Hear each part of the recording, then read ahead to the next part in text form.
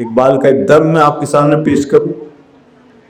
اے تہی از ذوق و شوق و سوز و در، اے وہ شخص مسلمان جو خالی ہو گیا ذوق سے، شوق سے، سوز سے، درد سے. درد بات دیکھیے، یہ وہ سریلیلی کے ساتھ جوڑتی ہے ساری چیزیں کے ساتھ، یہ اندر تبدیلی آتی ہے تو یہ ذوق و شوق و سوز و درد پیدا ہوتا ہے. اے تہی از ذوق و شوق و سوز و درد، می شناسی عصر ما باما چکت. تجھے معلوم ہے اس جدید دنیا نے، اس عصر حاضر نے ہمارے ساتھ کیا کیا؟ می شناسی عصر ما باما چکت، اس نے کیا کیا ہے؟ عصر ما را عظیمہ بیگانہ کر. اس جدید دور نے ہمیں اپنے آپ سے ہی غافل کر دیا.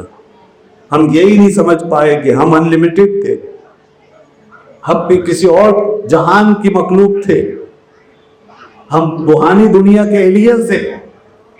یہ والے ایلین نہیں ہیں، ہم روحانی دنیا کے ایلینز تھے. ہم جنت سے آئے تھے، ہمارے پتے ربانی کی دنیا کے ایلینز تھے، کوئی زمین پر ڈالے گئے ہیں عارضی طور پر. وہ کہتے ہیں عصر مارا زما بیگانہ کر. اس دنیا نے ہمیں یہ بھلا دیا کہ ہم کہیں اور سے آئے تھے اور کہیں اور جانا ہے. اور سب سے بڑا نقصان جو ہمارا کیا اس دنیا نے یہ کہ عصر از جمال مصطفیٰ بیگانہ کر، کہ جمال مصطفیٰ اور شان مصطفیٰ سے بیگانہ کرتی ہے.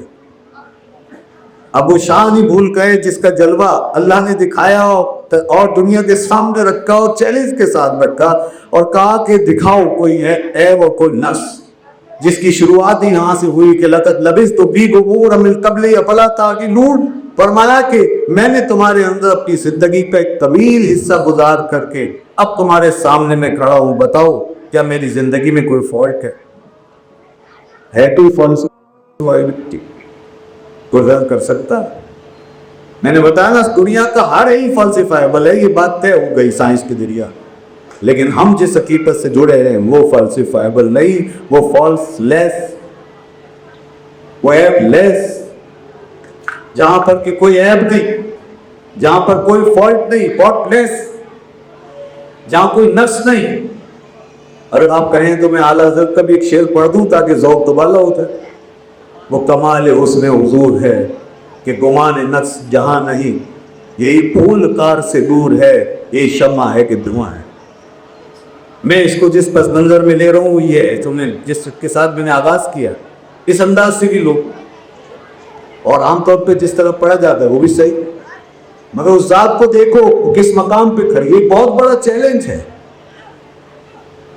یہ بہت بڑا چیلنج کہ ایسی ذات ہمیں دی گئی، ایسا پیغام ہمیں دیا گیا. دوستو ہم ایک اور بڑی حقیقت کے ساتھ جوڑے گئے ہیں جو چیلنجبل ہے، جو ساری حقیقتوں کی اصل ہے. لہذا اس کو کمتر نہ سمجھیے اور ہم خود سے آ جائیں اس طرف تو اچھا ہے، ورنہ دنیا مار مار کے لقت کو بھی حالات ہمیں وہاں پہنچا لیں گے اور ملا کر ہم اس حقیقت پہ سب دنیا اور پوری دنیا اور ہم کسی حقیقت پر آپ کھڑے ہوں گے اور یہی فیصلہ کن بات ہوگی آخر میں کہ وہی کچھ ہے حقیقت کو اللہ نے نازل کی اور اسی میں سب سے بڑا چیز تھا اور وہی سب سے بڑا سچا قطعی و حکمی علم ہے. اور ماشاءاللہ وہ لوگ خوش نصیب ہیں جو اس پورے فلسفے کے ساتھ اپنی تعلیم کو جاری رکھے ہوئے. مدارس اس کی مثال ہیں، مدارس کی دنیاوی تعلیم کی کچھ کمی ہوتی ہے وہ پوری کرنے کی کوشش کی جاتی ہے. اسکولوں میں دین کی تعلیم اور یہ ساری سچائیاں یہ ناپید روزگار اس کو پورا کر رہے ہیں. ڈاکٹر ثاقب خان صاحب خوش نصیب آدمی ہیں، وہ اس طریقے سے ماشاءاللہ دونوں چیزوں کو کمبائن کرتے چلا رہے ہیں اور کہ کئی ایسے اسکول بند رہے.